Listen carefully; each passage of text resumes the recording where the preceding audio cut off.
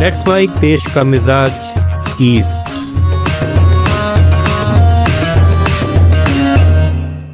देश का मिजाज में खबरें पूर्वी भारत से। बिहार में विधानसभा चुनाव से पहले जनसुराज के सूत्रधार प्रशांत किशोर कानूनी मुश्किलों में फंस सकते हैं।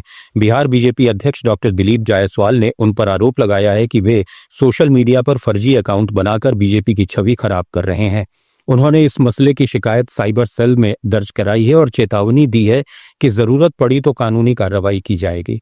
जायसवाल ने कहा कि गांधी मैदान में 10 लाख लोगों की भीड़ जुटाने का दावा फेल होने के बाद प्रशांत किशोर अब सोशल मीडिया का गलत इस्तेमाल कर रहे हैं।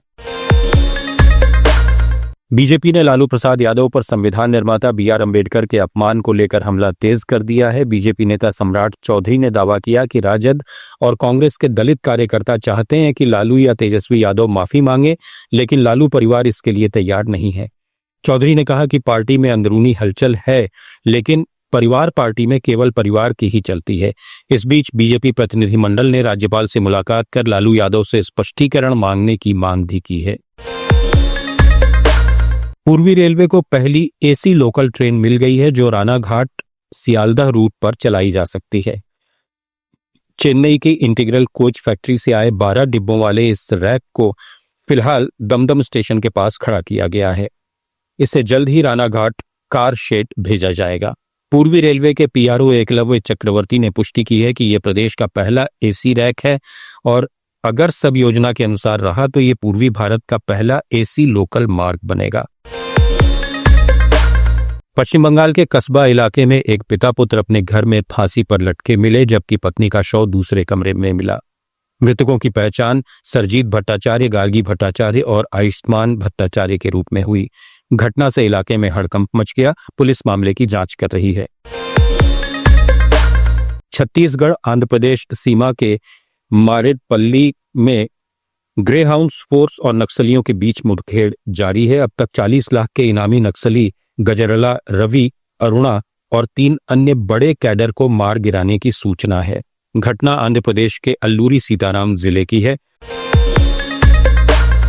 छत्तीसगढ़ में रायपुर CM हाउस में हुई कैबिनेट बैठक में कई अहम फैसले किए गए। अब 5 जातियों के छात्रों को SC के समान स्कॉलरशिप और हॉस्टल सुविधा मिलेगी। साथ ही नक्सल ऑपरेशन में शहीद पुलिस कर्मियों के परिजनों को अब दूसरे विभागों में भी अनुकंपा नियुक्ति मिल सकेगी, जो पहले संभव नहीं था। छत्तीसगढ़ के बलौदाबाजार जिले में एक युवक अमरजीत ने अपने 75 वर्षीय दिव्यांग पिता नरेंद्र सिंह चावला पर 15 बार चाकू से हमला किया। CCTV फुटेज में दिखा कि अमरजीत ने पहले दुकान में तोड़फोड़ की और फिर मना करने पर पिता पर हमला कर दिया। बताया गया कि अमरजीत पहले शिक्षाकर्मी था, लेकिन उसकी नौकरी चली गई, जिसका जिम्मेदार वो पिता को मानता है। घटना सिट्टी कोतवाली थाना क्षेत्र की है। घायल को अस्पताल में भर्ती कराया गया है। झारखंड शराब घोटाले में ACB ने पूर्व उत्पाद आयुक्त और Jharkhand state beverages corporation limited के पूर्व MD अमित प्रकाश को गिरफ्तार किया है। ACB की जांच में सामने आया कि उनके कार्यकाल में प्लेसमेंट एजेंसियों के जरिए शराब बिक्री से संबंधित राशि कम जमा कराई गई थी और एजेंटों से वसूली कराई जाती थी। अमित प्रकाश को मुख्य आरोपी बनाया गया है। इस घोटाले में अब तक 12 लोग नामजद हैं और 5 की गिरफ्तारी हो चुकी है। झारखंड के ज्यादातर जिलों में मानसून पहुंच गया है, जिससे लोगों को उमस भरी गर्मी से राहत मिली है। मौसम विभाग के अनुसार पलामू, गढ़वा, लातेहार, चतरा में मानसून अगले 48 घंटों में पहुंचेगा। वहीं आज से रांची, धनबाद, हजारीबाग समेत कई जिलों में अत्यंत भारी बारिश का रेड अलर्ट जारी किया गया है। मानसून भले ही 2 दिन देरी से आया हो, लेकिन औसत से अधिक वर्षा की संभावना है।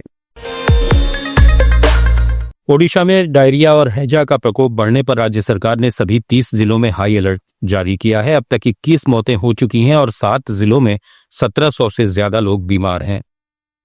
स्वास्थ्य सचिव अश्वथी S ने बताया कि 1300 से अधिक मरीज ठीक हो चुके हैं, फिर भी सरकार सतर्क है। आशा और आंगनबाड़ी कार्यकर्ता घर घर जाकर जागरूकता अभियान चला रहे हैं। केंद्र सरकार की टीम भी हालात का जायजा लेने पहुंची है। तो समाचारों में फिलहाल इतना ही। जुड़े रहिए लेट्स माइक के साथ। आप सुन रहे थे let's mike more than radio. Follow कीजिए हमें हमारे सोशल मीडिया प्लेटफॉर्म्स पर।